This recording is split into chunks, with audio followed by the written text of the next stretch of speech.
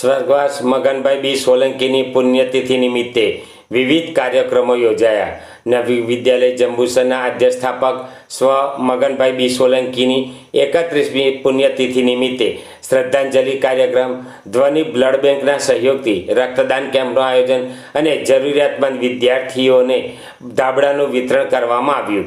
આ સમગ્ર કાર્યક્રમનું આયોજન શાળાના ઉચ્ચતર માધ્યમિક શિક્ષક DM મીરે કર્યું હતું અને શાળા પરિવારે સહકાર આપ્યો હતો.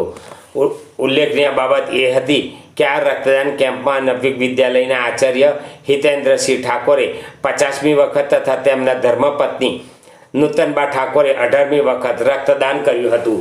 આ પ્રસંગે શાળાના મંત્રી ભૂપતસિંહ ચૌહાણ, નવી વિદ્યાલયના પૂર્વ શિક્ષક GC પંચાલ, સુભાષભાઈ સોલંકી તથા હિતેન્દ્રસિંહ ઠાકોરે પ્રાસંગિક ઉદ્બોધન કર્યું હતું. સાથે શાળાના ટ્રસ્ટી રણછોડભાઈએ પણ પ્રતિભાવો આપ્યા હતા. સ્વર્ગસ્થ મગનભાઈ બી સોલંકી જંબુસરના પનોતા પુત્ર અને તેમની 31મી પુણ્યતિથિ નિમિત્તે આજરોજ નવી વિદ્યાલય જંબુસર ખાતે શ્રદ્ધાસુમનનો કાર્યક્રમ રાખવામાં આવ્યો હતો.